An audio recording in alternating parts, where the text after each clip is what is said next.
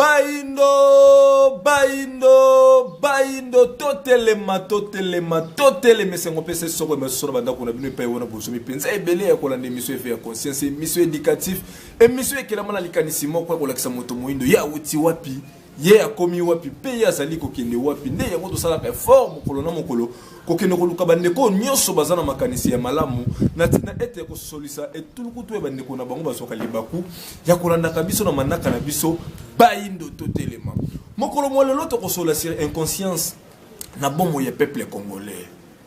Peuple congolais ndimaka ka moto soki akufi atiki ba défaut wana berere wana banani penza bazarana na base wana ya inconscience ya peuple congolais ke ndima mutu na bomo iteka soki mutu atiki bango ne bakomi kondima ye to mona bandakisa ba président Mobutu ba président Kasavubu ba Mose Laurent Desire Kabila ba Mbuta Lumumba yango netine masolo na biso mokolo molelo ni to kanaki lisusu to songsa lisusu ndeko ndombele botale o mokolo na mokolo ba analyse to pe ba argument na bango ba ali ko pesa zo sosolisa kabino pe ali ko sunga kabino na bomo ne mokolo na mokolo ndeko ndombele botale mbote na biso mbote ndeko na ngai mopanzi sango ndeko tambi koka mbote pe na bandeko yonso ba jibongo libako ya kolanda biso mokolo molelo ndeko botale inconscience na kati ya Bayindo topé tout le bela mi peuple congolais bandimaka moto kaka soki moto atiki bango président Kasavubu tozalaki na ye yete tanga kufia kei ba témoignage koma wa bane ko zonga mbongo na kesi ya l'état président Mobutu tozalaki na pendant 32 ans ba étudiant ista kutu ba koma kutu ko kala kaina nzela kende kaka kende tanga kei et comme na simana ngo Mobutu bando kenda loso na loso Mouze Kabila ye ba mener vidir ba marche par-ci par-là Mouze Kei to komi ko kanisa ye président Kabila tanga zalaki na tango na ye moto nyonso ebeke ka départ ya président Kabila nyonso na mboko e ko bomwa dollar e ko kita batu ba ko liamba la misato président Kabila Kei à ma grande surprise les mêmes populations et ina qui est mon ennemi numéro 1 peuple congolais mingi ba komi ko réclamer que mieux vaut que tous en époque na bango retour ezala le lot tous mon président Chilombo oh le lot président nabiso ba congolais dollar ezo mata lipa nengozolo belaka ka grandement chez Kiti mais lipe mati transport moto na moto so tami beko na ngamona na ndenge na ye insécurité kuluna kutu makata mboka kolobela te ndekondombele nini ezo zanga kati ya baindo o baye bakate mokolo na mokolo pe kumbaka biso na kati to ko benga ngo lelo la distraction malobombo kabila ndeko tambi pe bandeko balandi matondo na motuna tango yonso to landaka ne songia dila fumukusu kia muzala panda na ngola bakolo bakana biso toze na loi ya cause na effet soko moto abeli bakei na ye na l'hôpitalo kuna na l'hôpitalo soko asali fièvre bako pesa accalmie ba doser fièvre mais ba yebi que fièvre c'est maladie fièvre c'est conséquence ya maladie moko songole batami quelque part yango komona ba pesi kisi ya fièvre mais ba recommander l'examen po nini ba ko recommander l'examen po ba traiter cause ozo nyokola o eza ko nyokola moto po soko ba traiter fièvre le ko eza effet moto wana lokwa bo toucher cause te moto wana ko koba be ko nyokwama oyo yonso leki ndenge bo sali rétrospective bo zongeli ya kala ya makanisi président Mobutu président Kasavubu bakumisi etangwaze na bomo ite Mbuta Lumumba idem président Mobutu Mouze Kabila ekozala kaka bongo po wana yonso eze ba effet nini salaka baindo to biso ba congolais to se retrouver te to zala bongo ben inconscient kozanga molimo ya bobiso si on se sent conscient ce n'est que ruine de l'âme to zangi kozala na molimo na biso kati na biso yango to kambemi malamote c'est-à-dire tika na pusa makanisi tango to mona ka moto liboma to benga ka liboma po akambemi te na molimo na ye akambemi na molimo mopaya yango komona moto liboma aliaka moto liboma alata kelamba moto liboma abotaka mais makambo yonso motaliboma to sala pe biso bato normal to sala botala sika ndenge motaliboma ko salelaka motaliboma soko aliaka wapi na fulu biloko babwaki azeko lokota bafufu pola po alia mais tolobi pe motaliboma aliaki motaliboma alata kakolata nini akolokota bilamba esi pasuka sima yonso zeko mona na zekuna te malati elamba motaliboma wana pe soko linga traverser makadama kotala pe gauche kotala pe droite ndenge moko atana imbwa soko linga katisa makadama kotala ka biteni yonso ngambo na ngambo motaliboma botaka makobotela ka ndenge ni bolingo na ya kosala kango na balabala na miso ya bato pe kobota na ita moso sika fandi wana kaka abandi kobotela wana bino boya ko apporter ye secours ndenge moko na moindo lelo to kambe mina molimo nini to yebite lolenge kanye sengeli na biso ko batela ba valeur na biso ba memi biso na mokili ya politique wana makita wana motambo o loposo pembe asala charte de l'impérialisme tango loposo pembe akangi mabele ya baindo eloko ya yambo salaki arraché biso indépendance bon somi likolo ya mabele na biso pays le plus riche du monde awa biso République démocratique à Congo mais c'est le deuxième pays le plus pauvre du monde après Yémen oyo ba annoncer ngo ba annoncer salami officiel faute ya banani ya moto zekoloba faute ya loposo pembe na paso biso dozana ngo faute ya loposo pembe yamboto comme en 2018 au élection tango 2016 ezeko nginda nesonganzi na fumukuzu ke muzala panda na ngola batwaki tango ya koloba tango ya koteya koloba na bato ko sala ba élection ezeba effet ezeko traiter effet meto luka cause po oyo akoya akokuta kaka cahier de charge ya loposo pembe akonyokwama. Donc, attends, tu organises une élection qui ne portait rien à ta société. Tata, attends, le président Félix Tshisekedi a sali 5 ans. Accueilli. Attends, pas continuer. Attends, Fayoula. Akosalani. Akosalani, Arobandela Wapi. Mais président Félix Tshisekedi a l'obakiamo. Tango Sovret exagéra, tango tu as en opposition.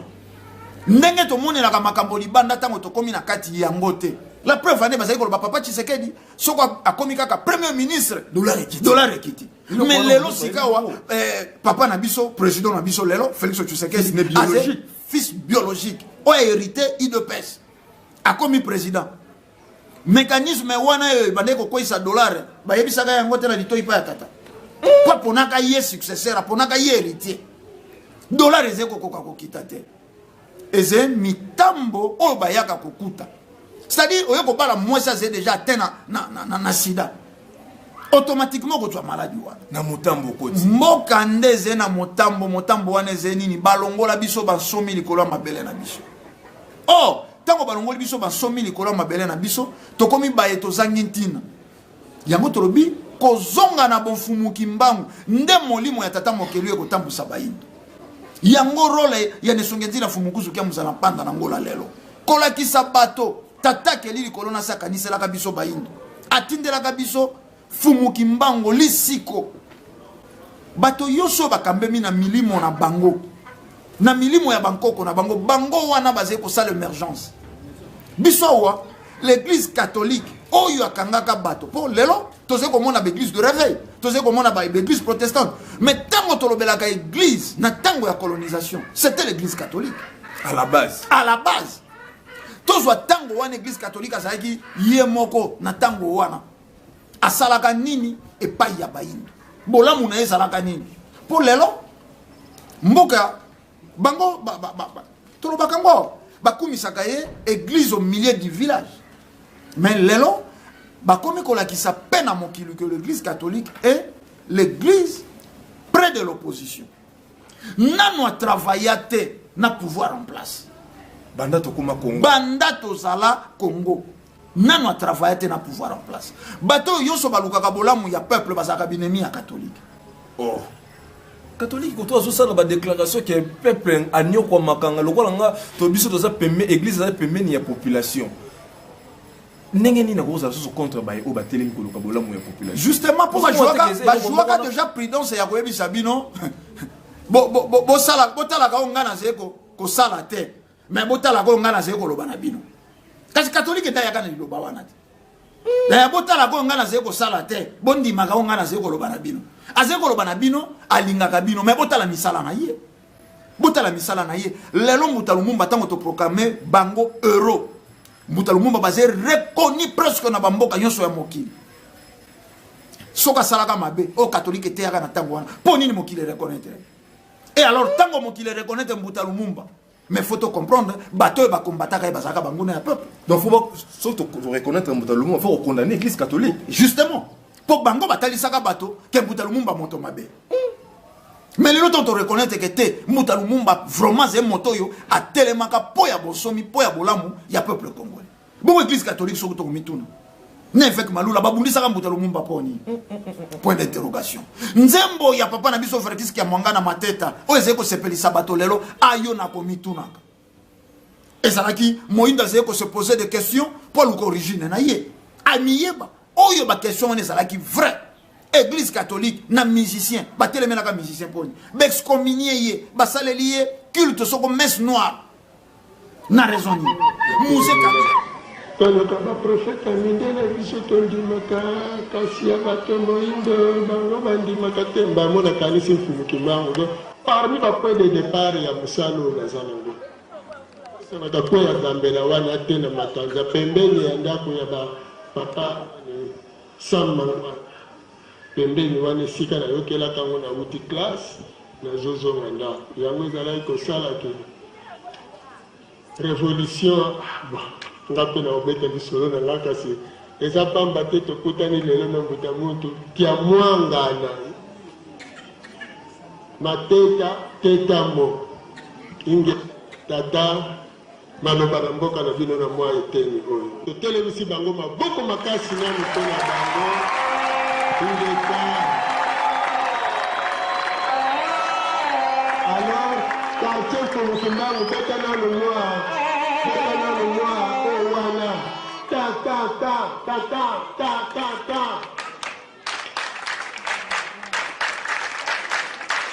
Allez, passe.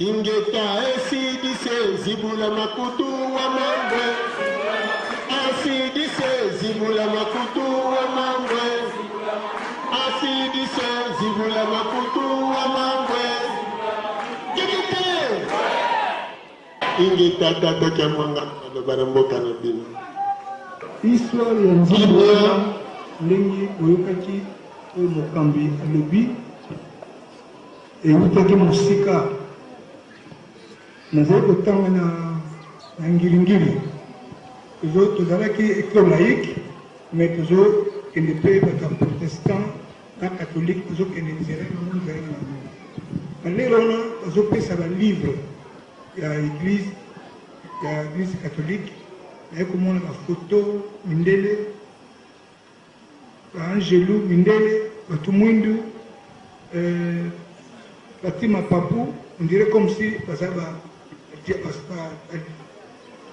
diable wana kutu esalaki mingi te naye kaka kokonstate yango mais ntango sikoyo mokonzi asalaki mobutu asalaki conférence na ye alobaki tozongela bakombo banini en fonction wana ngai naye kotala amen effectivement nakonstataki makambo moko na classe oyo ntango nazalaki na ngengiri mais ezaka ndenge mokonzi azoloba donc moi je pense mokonzi aza na raison mais sikoyo il faut nasala par tous les moyens nasala nzembo moko nzembo wana esalamaki na mokolo moko ezalaki dimanche nabengi baartiste baye tosali nzembo nzembo ebimi période moko komonaki ke Mobutu na malula bazali koyokana te apesi ordre abi na journal parler nyonso avant eleka na télévision na radio lero wana ezalaki na boulevard du 30 juin il faut kolekisaka nzembo wana avant donc bazali kosala matata ye na malula lolero wana mpe malula de son côté agalisi biso te abandi komonte siko campagne contre ngai ti suka na yango namoni kaka bekotikela ngai mokanda wana balobi baexcommune yo otasu na église catholique te alors voyage moko nayaki nango na poto nake ntango naza kozonga na kati ka mokuse epomoni eza histoire ngo eza molai mpenza ntango naza kozonga nakoti na Bruxelles nakomi na Rome malula namoni malula akoti na avion ye azalaki na première classe lero wana bon talaka biso soko débrouille nayaki na deuxième classe navandi ntango akoti kaka ake avandi alatindi bato babenga ngai naketi na première classe alobi na ngai alobi nalingi so tokomi na Kinshasa oya na ndako na ngai nalobanga mutu akomine ngai naexcomine ngai na église catholique soki abenga ngai na ndako na ye mais bon ça va nazongi na kiti na ngai toketi tokomi na Kinshasa lembana moko nazwi moninga na ngai toki na ye Makonga nali bon abengaki ngai rendez-vous tokende lobi jour ekoki nake tokoti na ndako na ye wana malula alongi na ndako yaki na 20 mai akomi na ndako ya limete oyo esika bapesi bango ale nakomi namoni kamba na moko ngonga ezobeta ngele nakali bo namoni bato basaka bansa wana milingi ezobi nakali mondikamu nini ekomi kamu mininga natuni mutu na nga nabime mutu nyaboma ngai awa nini navandika nini nazolenga nabi ale namoni kamba na moko aye bana batala bazosala kaka boye aye indi bato nabi loba na ye tosalaki mesi mingi contre ye mais azalaki na raison nga na ye tokosolola nsima mais andima mesi oyo tokosala mpona ye tozalaka bato mibale na ndako na ye aye koti nayebaka na ye ayaki na rouge awa na rouge koti bani mesi na ye mais makambo azoloba nga nazoyoka te po azomona kilatin pendant 1 heure du temps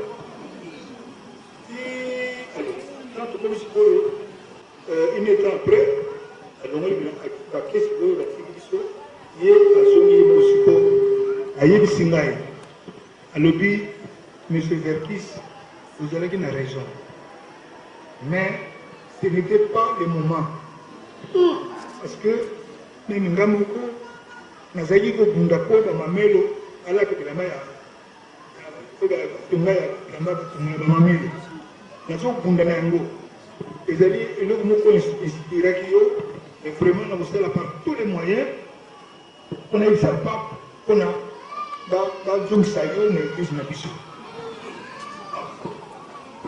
nini nazokaka ye alobi tosali mesi mingi contre yo est-ce que omoni teke telle période osalaki accident boye telle période bayebi makambo to ya ngai alengaki bon sikoyo tosala ndenge bino ngai nake kokota epai na ngai mais nakobenga yo kaka nakobenga yo nakokoma liboso pa ya pape so pape autorisé alekama oya tosali mokanda wana mpona ozonga na église na biso po toza na posa na yo makasi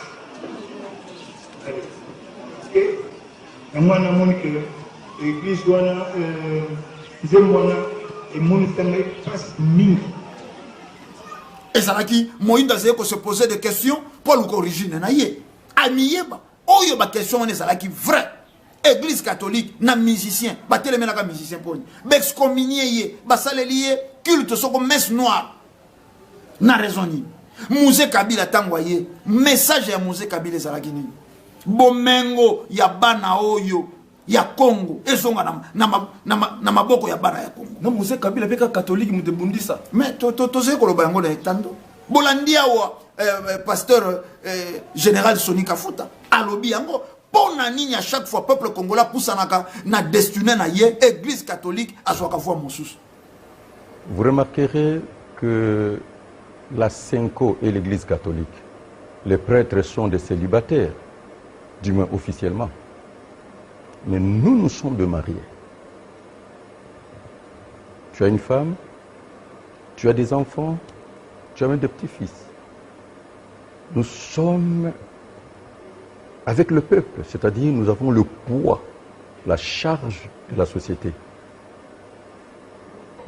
Maintenant, le cardinal a dit, nous ne pouvons pas prendre Malon Dangimbi Rossard parce que c'est un chrétien catholique, pratiquant, mais c'est lui qui a été la pièce maîtresse en 2018 qui a occasionné la fraude, c'était ses propres mots, la tricherie, afin que le chef de l'État actuel soit au pouvoir.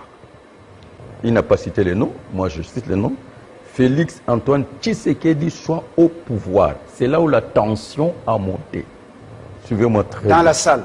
Et il dira qu'en tant que chrétien catholique, il n'a pas dénoncé ni démissionné. On ne peut pas le prendre. Cette logique-là n'a pas plu aux 6 autres membres de confession religieuse. C'est alors les 6 membres de confession religieuse se sont constitués en collectif des avocats pour défendre la cause de Malon. Vous comprenez? Alors, nous avons commencé notre débat. Je ne veux pas dire le propos de tout le monde, mais je vous donne en général. On dit qu'à chaque fois que la République démocratique du Congo veut entrer dans le rendez-vous de sa destinée, vous les catholiques, vous avez toujours été des obstacles. Maintenant, n'oubliez pas que la plateforme de confession religieuse, c'est depuis la conférence nationale. Ils ont dit, 1, vous avez à la conférence nationale, souvenir, apporté 3e voie. Nous ne savons pas ce que l'RDC devait... 3e voie avec Kengo Adondo comme Premier ministre remplaçant Étienne Tshisekedi. Voilà. C'est-à-dire que vous ne savez pas ce que ce pays devait devenir aujourd'hui. En 2006, vous avez toujours dit la même chose par votre prélat. C'est-à-dire, les résultats ne sont pas conformes. Et votre prélat dit qu'il est pasteur, il ne peut pas cautionner la tricherie. Mais vous n'avez jamais amené de preuves à la Cour suprême. 2011, d'abord, celui qui était en 2006, c'était un catholique que vous avez contesté, Malou Malo. 2011, avec le révérend Ngoyi Mulunda, votre prélat a dit la même chose. Les résultats ne sont pas toujours conformes avec les urnes. 2018, la même chose. D'abord, le 2 ans de transition, c'est à vous qu'on avait donné la charge de concertation. Et en 2018, toujours la même chanson, le même couplet. Mais vous n'avez jamais apporté la preuve. Je vous dirai, à la sortie, même un professeur dira, regardez le jour où Lumumba est mort. Quelle a été la déclaration du prélat catholique? Moi, je vais consulter l'histoire. Je n'ai pas suivi ce discours-là. C'était comme ça. Alors, aujourd'hui, dites-nous la vérité. Et moi, j'ai ajouté, et dit ce que vous voulez dire, que... Malouma Lazaraka catholique. Il y a mon organisé l'élection à Seni. Catholique a eu vérité de urne. Boni bosenga ka vérité de urne. Soit disant bino boaka na ba preuve. Oyo alors ba preuve wana etikala ko monate. Tu veux comprendre que boluka ko manipuler la population. Tango ba ko kenda ko kufa, bo paralyser l'institution à l'état. Diviser pour mieux régner. Banani ba ko kisaka principe wana oyo lo poso pembacha. C'est l'église catholique. Yango lelo na tambola ki pe na élément. Ya fumukusu kia monzala mpanda na ngola nesongi anzila. oyo bayekolakisa mokili nzela ya sika boelongo banipo ya biso baindo bazwaki ntango ya koloba na mayema ze koleka lelo na mokili oyo ya biso baindo précisément na République démocratique ya Congo surtout mingi na scène politique. Ba téléspectateurs soki bo ça prêtre au sein na bande ko na biso ya régie ba sunga biso na élément de kondombele botali batambola kinengo.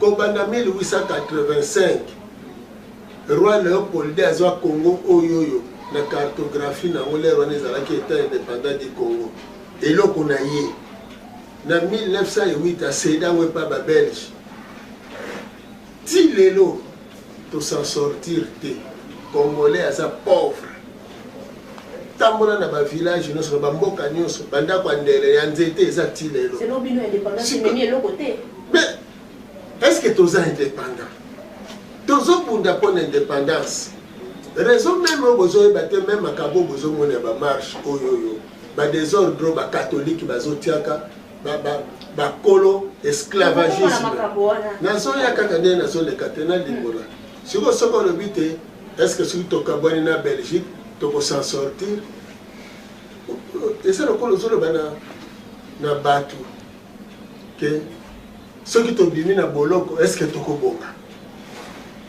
mais mutu na boloko azala kaka pauvre atako bazako pesa e o bazako pesa e oh non la cité azala qui riche mais la prison kuna autonga banda côté na boloko ça peut être aussi ba mission omani ndenge toza lelo biso bayindo identité na biso ezali wapi tozo consommer o bato mususu bazosala alors faut que kabona penza ya solo na Belgique il faut Belgique andima mokolo to batiaki le 30 juin 60 et le Congo est commis état souverain atika biso toza na posa ya Belgique te po biso tozwa développement toza na posa ya biso moko po tozwa développement parce que bato bayebi te développement eutaka wapi mais développement kouta na kati na yo moko po yozwa molai oza nango defaki na au défi mutu te kela si obake kotanga nde liwa parce que moto asali école wana eza catholique na protestant mais catholique ayaka awa mission moto akendaki kozwa bango po baya na mission Diego Cao soldat explorateur wana bapesi bino lolenge na ete azalaki militaire batindi bango en mission na Europe parce que na bokamemi ya pape Sextin IV na tango wana bamonaki déjà que Europe eza na crise ezokota na crise ya makasi alors pour s'en sortir il fallait bakende koluka sikoyo esika bomengo euta na tango ya roi Salomon ndenge wana bake kotanga na archive na bango na buku ya 1 roi chapitre 10 nde bake komona ete bomengo oyo roi Salomon azwaki eutaki na Éthiopie nde boyokaka de solo ya empire ya prêtre Jean alors bamobilise bato baya bafandaka réunion na Europe nde ndenge wana na compte ya Portugal nde Diego Cao bayaki na bapère Odias po baya epai na biso ezalaki siko période concordante nio bapériode ebalanaki ke biso tofuta niongo na bango yango esalaki ke na 1482 Diego Cao aya komona mbushiri ya empire ya Congo ya ntango wana oyo ezalaki motema ya bayindo banso nde siko ntango amoni yango na 1482 azongi kosala rapport na 1485 église catholique pape atindi bamissionnaire esengeli bayindo mpe bakongole basosolaka eloko wana sikoyo bamissionnaire wana bayaka kosala nini bamissionnaire bazali homme en mission batindi ye mission nini bokende boboma bonzambe ya bayindo donc boboma bayindo d'abord spirituellement politiquement et scientifiquement yango esalaki sikoyo te mais pape moto aza en tête parce que pape moto azokamba spiritualité ya baeuropéen soki boyokaki en 2017 que tu commets là qui va diriger européen, mais tu banda qui n'en a pas. Et dans le cadre de ma commune, tu sais que bien que, étant le père spirituel de la spiritualité européenne, yebisa bana na yo, oyozo kambanangambo ya politique, va libérer l'Afrique. Le contraire, beaucoup bêta. Et à l'année, ça a été va répondre indirectement parce que va répondre boyete, le corps va orgueillé, va répondre boyete. Mais toujours habillé notamment toujours yokate, non princesse telle, à l'objet famille royale, il faut y avoir cinq abolimbi. Si tu solis tes abeilles fait, il y a mikanda pour te tindre la kibam. Tu solis tes amasolo, tu solis la qui na attaché l'ambassade de Belgique, madame Annelle de Becker, pour l'ambassade de Belgique, tant que le le 20 décembre 2018, il faut boutique à Congo. Il faut boutique à Congo. Donc, et Sengeli, Bossosola, Malam, bateau n'y a pas si les séquelles. Basimbi ba diplôme. Bangonde ba komi ba konti. Ba komi ba konti na religion. Bango ba mbongo wana bazali na ba diplôme. O basili seli na ba séminaire na ba école ya catholique. O izola o isali ke ba koma ba cardinal, ba évêque, ba abbé pe bongo na bon. Bato mususu basili sikaka na école catholique parce que l'école protestante ba mususu ba ke ko ba pasteur. O basili si une école catholique, bangwana ba ke ko sala politique. O basili si une école catholique, bangwana ba ke ko ba homme de science. Sangisa bango misat 60 ans après na Congo lelo. Ata bouton te yebosala. Ata mibeko elo bakateno, peuple a se retrouvé na kati ya mboka na ye. Basali ata losambo oyo efungulaka mayela mutu mpona kokela. Esa eloko moko te. C'est voilà vous des accords na catholique tout faut te poser la mingi na dirigeant. Mais dirigeant wana fotala aza formé wapi. Soki lelo yo na ndako ya libala.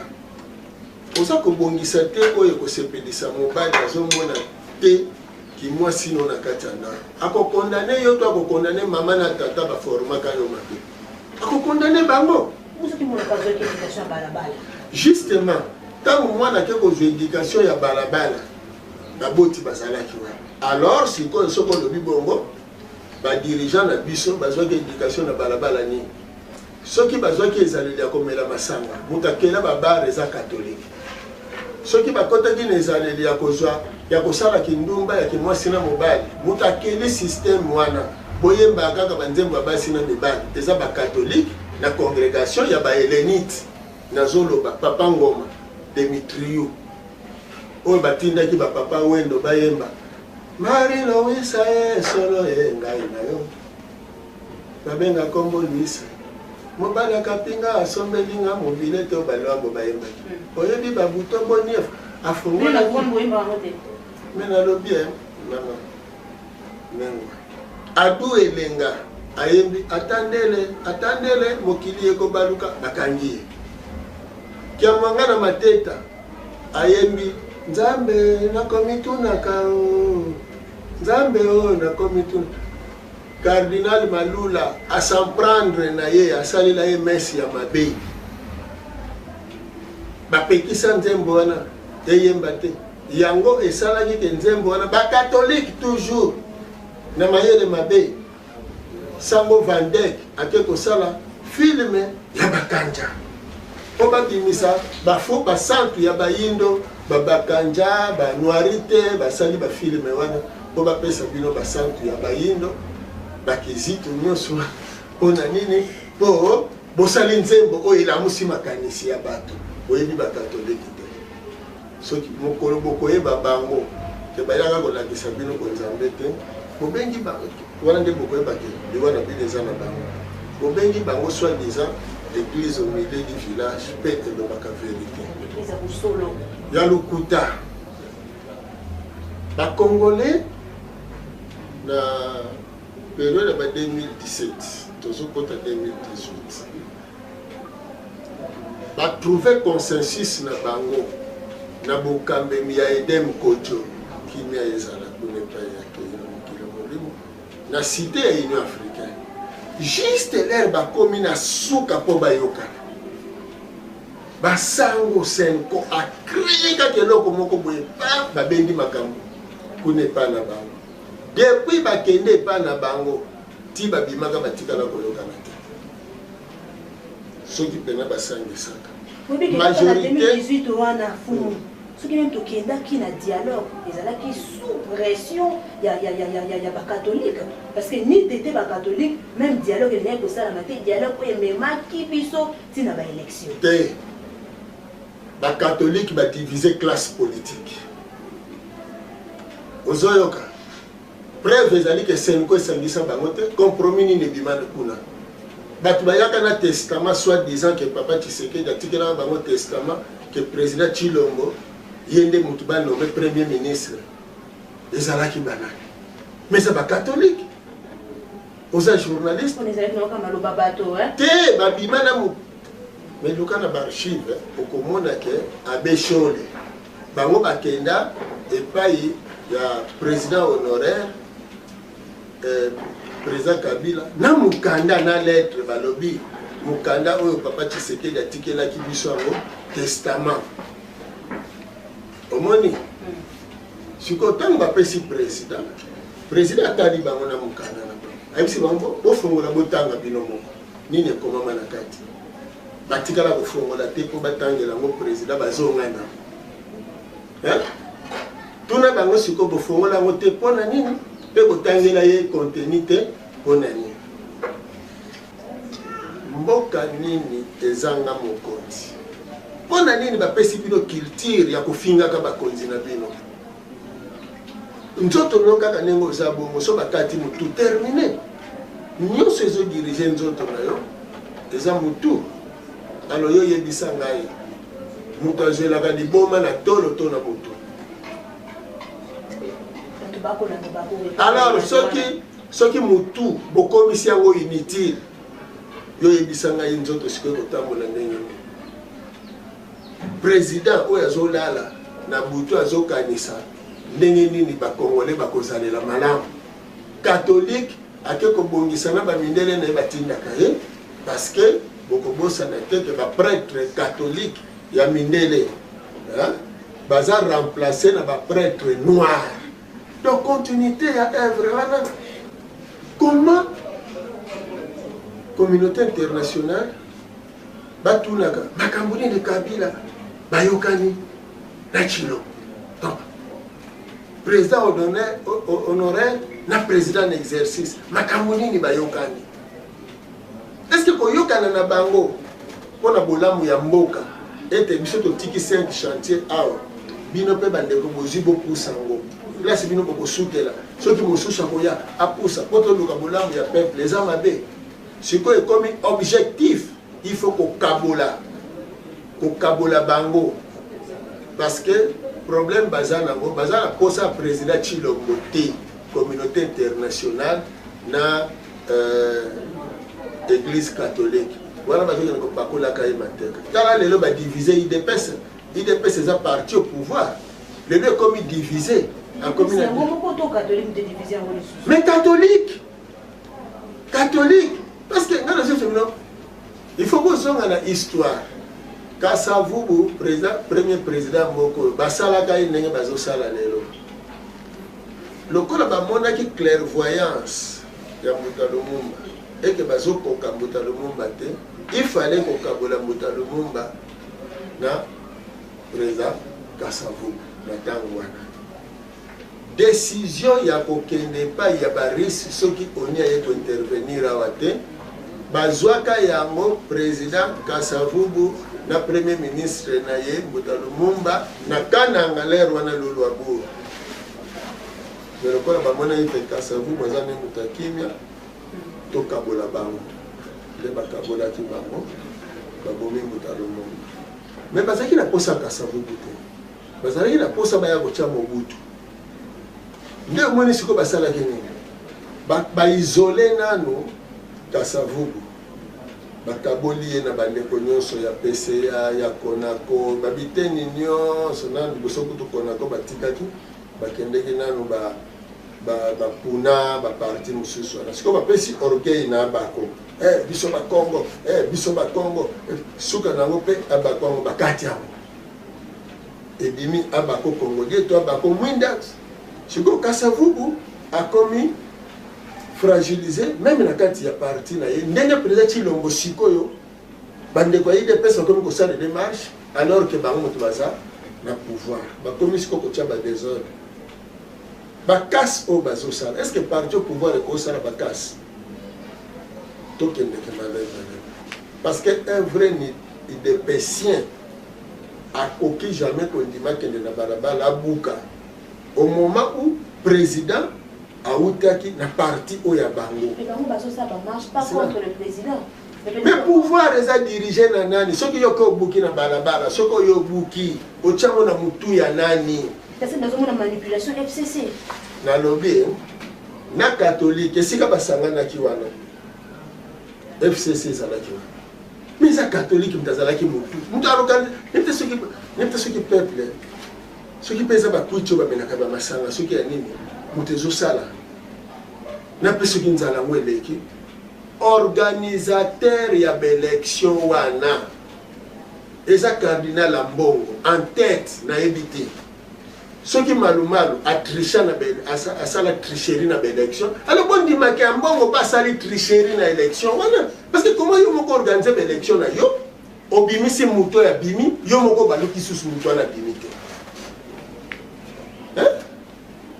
quelle confusion na mutu ya mutu soi-disant homme de Dieu botala na eloko wana ndikondombele fumukuso nyonso toloba nini eza kaka monde spirituel moto ezotalisa ye bacomplot nyonso na ignorance oyo nyonso bayindo baza na yango yango azoka kosalaka bajara bemission ya boye ndeko tambi nesonga nzila fumukuso ke mozala mpanda na ngola baze bakobi misala ya 1921 mosala ya mfumuki mbango oyo église catholique baze basali ya Vatican ya nzambe te basali ya Vatican bolandaki ngana ze kozonga mingi na moto na bango po bango yoso bato ya Biblia Général Soni Kafuta alobi regret ya liboso tango Ronsard Malonda abimi cardinal Mbongo alobi tokoloba nini na communauté internationale na peuple congolais te na communauté internationale avant ya koloba na nini national mais communauté internationale wana nde sika bango bazwela mandat esika bango bazwela mosala basali ya Vatican. C'est alors on a commencé les votes. Le vote a eu lieu. Est-ce que vous avez voté? Oui. Parce que Cholet dit qu'il n'y a jamais eu vote. Je vous dis, il est en train de servir ce maître. Appelez sur Est-ce que vous avez des procès-verbaux que vous avez déposés à l'Assemblée nationale? Je vais y arriver. Le cardinal a commencé, Malonda, Gimbi, Ronsard. 6 chefs de confession. Un vote à main levée? À main levée, on était seulement 8. Mais il y avait des bulletins de vote? Là, non, là, il n'avait pas présenté. Là, c'était le 8. Mais nous sommes le 9. Et alors, le candidat lui-même compte 6. Et puis, il dit, revenons et aller bosser là. Seulement SCC et 5. Donc, 2 sur 8. C'est fini. C'est la conclusion. Le score est fort. Qui est majoritaire? C'est Malonda. C'est fini. Vous avez fini les observations? Non. Parce que ça risque d'être comme une prédication. Il faut qu'on pose des questions. Je vais répondre. Dernière observation. Et à la fin de compte, tout le monde commençait à regretter. Le cardinal a dit non, qu'est-ce que la communauté internationale va dire, qu'est-ce que l'opinion nationale va dire. Ces garçons seront suivis par l'opprobre de travail que Nanga fait les autres et ont amené le chaos. Est-ce que vous comprenez un peu cela? Ça, c'est Mbongo qui dit ça. Oui, et puis l'abbé Chola a dit que non, et puis Eric a dit que non, les politiciens parviennent à avoir un consensus. Et il y a même le chef de musulmans. Mais total naino. Tolandi ne songanzira nega ba utikoloba. Tango bango église catholique ba organiser ki ba élection. Ba informer ki peuple. Ba komaki na 23 candidats. Na ndenge nini na mécanisme nini. Ba ko sala rapport pa ya nani. Tango babandi ko longola. Yango na zeko ko interpeller bande ko na biso ya IDPS basa la pridon. Église catholique basée pour combattre le pouvoir, il y a président Félix Tshisekedi. Oh, mais oui. Mais tant qu'on basé pour sanctionner Ronsard Malonda, basé pour sanctionner Bangoponi. en disant que Yé Motazalaki, auteur ya Kao et Bimisanani, président Félix Tshisekedi. Balobi a les cas qui illégalement.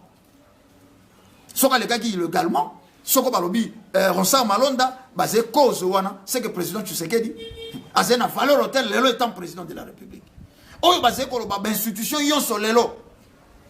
Assemblée nationale, Sénat, yon so yo, eze issu na banini wana ya seni, eze crédible était photo balé. Tango moni ba komi ko senga dialogue. Dialogue wana balingi bazongisa mboka nasima.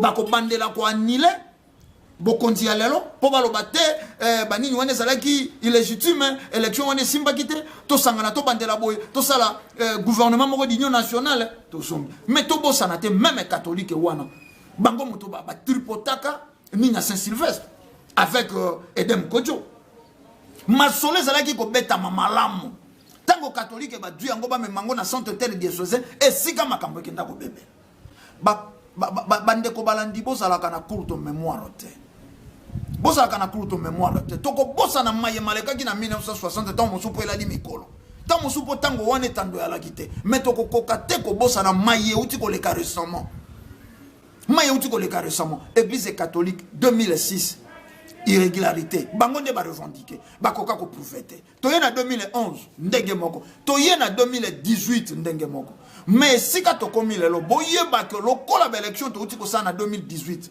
et chapaka église catholique et chapaka communauté internationale ba contrôla yango te motema na bango etsoka batika na motema sopiso yango lelo bazé ko luka ndenge nini église catholique soko église catholique a récupéré l'élection mais c'est communauté internationale mais bobo sanate to uti ko fêter 60 ans soi-disant indépendance tango l'élection ko songa lisusu pa ya impérialiste mais si ka bakoya ko tia moto yo bango balingi moto yo bango bazé ko kanisa to pesa ka bino exemple awa tango bakaboli président Kasavubu na Mbuta Lumumba mais balakisa ki ke président Kasavubu ndaze docile mwana etinda mwana botosi ye moto soka voyager zongisa kambongo balobaki Mbuta Lumumba azé trop brutal boye boya ko combattre bokonzi ya président Kasavubu mais souka na yango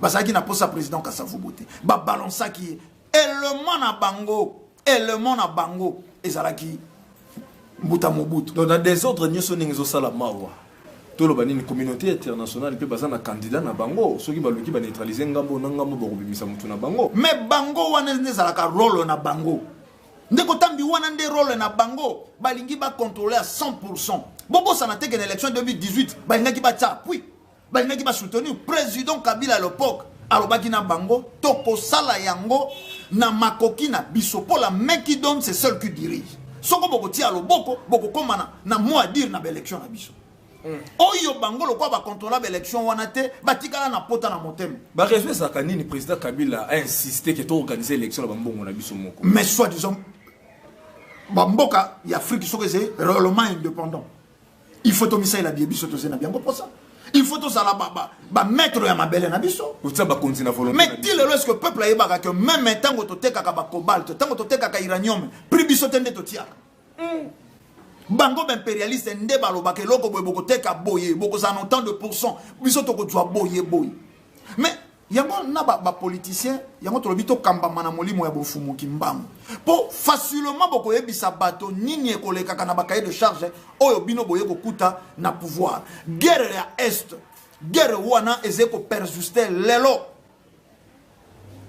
mais pour na ba impérialiste basé na posa ba bimisa bomengo est-ce que to ko yebisa ngo population te ba homme politique ba lobi guerre wana ezalaka ya Kabila mais lelo sika to komi président Félix Tshisekedi à côté président Chilombo esika to komi à côté peuple congolais bolani ndi kondombele botale bolandi mokonzi bangunza fumukusu ke muzala pana na ngola c'est inconscience mayele mabe obe impérialiste na nzela église catholique to bi mafongo bali ko sala pona mboka Congo et ruta bundaka la banane époque ya président Kasavubu président Mobutu tilelo peuple lamuka peuple telema commentaire les amis ngité dans nzela ya cadrage wa ina ndeko na biso kwa asunga ki biso na bilili dans nzela réalisation wa ina ndeko na biso ngala 9 lumière asunga ki biso na manaka kotambusa émission pe invité mokolo molelo ezaki ndeko Ndombele Botale oyo bitune ezaki ya biso bien ezalaki ya bango elongona mokonzi ya bangunza fumukusu ke msala pana na ngola pe biso ndeko na bino tambi bito tambusaki manaka ya lelo kimia nzambe ezala bino tokutani na poso ezali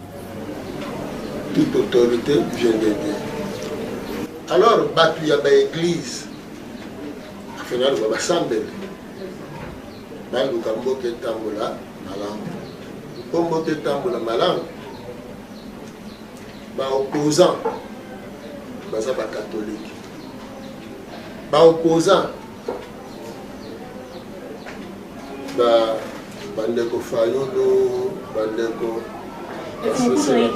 PCP ya dialogue namonaki pe mona mboka Martin Fayolo madidi yepe na discours asalaki pour le 30 juin yeba asalaki na kopesa pe likanisi ke basangana dialogue moko esala bango bango baso bafanda autour d'une table pour ba résoudre ba problème nyonso oyo etali mboka na biso soki balingi ba résoudre yango batika ba élection ndenge esalemelaki ezalaka bongo ba résoudre problème oyo ekozalaki na 2023 baya ko postuler na période oyo batika désordre bakende auprès ya population ba préparer l'élection ya 2023 soki bango bakoti na bokonzi nini bakosala po mboko etambola malamu mais président de la république azali congolais ndeko na bango ndeko na biso awuti na kati ya peuple bango nyonso biso nyonso to yeye na mandat ya 5 ans soka silisi 5 ans tokotala bilan na ye malamu mabe tokopesa confiance pour akende na mandat ya mibale to ekosalema ndenge nini base préparer or o bazosala lelo bazosala nini bazodistraire ye po azanga kotonga ta dispensaire ndenge Kasavubu azangaka azanga kosala ta balabala ndenge président Kasavubu azanga kosala ta balabala babebiseli ye sont des moutons déjà et badi kokoma mauvais souvenir. Alors, merci de ça même. Si quand 5 ans, tous risqué de comme en décembre 2 ans, président Salina Nolote. On a nini bazo distraire awa malonda awa zongi boye o FCC cache o que badongole kuna basali bonde badakosa na tanga Kasavubu. Ah babomi mutalumumba bayebo sire la dula yete o bomboko o yete o ile songo amba yete kimba no chombe nano balongola chombe longola balongoli kimba timo bita yeko pendant 5 ans à peu près ce qui si gouvernement ya ndé loko sikoba badi ko créer no badi ko sala no to kene na dialogue quand ba kena dialogue no il faut aussi ce soir bokonjo ezali mutino ça se retrouver té si bolo baki 5 si tricherie ou pas, ni les autres qui savent que va tricher. Quand on peut bien vous suiter. Hein? Mais quand même, il y a un peu de choses.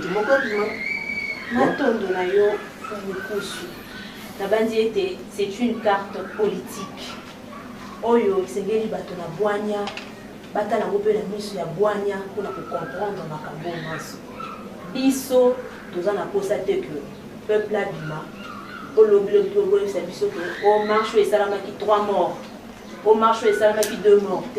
Bato baza ko kufa na ba marche wana bazali ba ndeko na biso. Marche ezalaka pacifique. Ndeko jeune elenge tambola ona intérêt na yo moko. Bodi bisi nengo zo pesa bango conseil. Bazo sala marche pona nini. Makamba marche eza ba mindele bato basala ka marche. Otika bango basala marche. Ils ont la constitution au marché. Mais dans la constitution à la française, à la Congo, si vous avez la marche, aussi les citines, le 16 février, les catholiques, les bandimi, bandimi, babomi, bango, les catholiques, on va dire le pouvoir. dédommagement.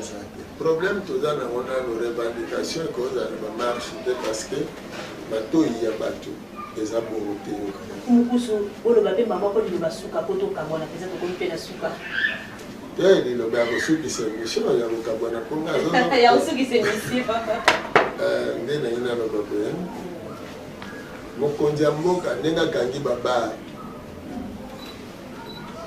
A diminuer pesa makasi comme la masanga parce que baba rwana na zododo o bazo kotisa wa whisky na ba jeune et konyo kolande ba mokonzi mboka. Parce que jeunesse wana basi basalela ngo banaka ke foko langu sakango ko bini sakango ko tchakango na kwiti ko bo utiliser kango tango boko ko linga ko déstabiliser bokonzi bozwa kabana wana mitu ezosala malamu te bobimisaka bango na balabala mpona kotya desordre babukaka babebisaka batala kote wana malamu. Nasengi na politicien nyonso, nasengi meme na ba oyo babibengaka basali ya nzambe, nasengi ntina ba homme de science nanu totika nanu makambo oyo etali baélection na mboka oyo eleka ndenge nini, parce que si elekaki président moko si abimaki kuna totika, mais toya nanu totala pasi oyo ya biso bayindo pe Congo euti wapi to bandela histoire depuis babimisa cartographie oyo na 1885 na conférence de Berlin. Nini esali ke ti lelo tokoka kosala ta tonga te, nini ezosala ke lelo économie na biso ezalaka zéro, nini ezosala ke mbongo na biso ezalaka sous-monnaie, nini ezosala ke classe intellectuelle na biso ekendeke chaque fois basakanelaka ngo na bato ya libanda, nini ezosala ke tozalaka ntango nyonso na complexe d'infériorité.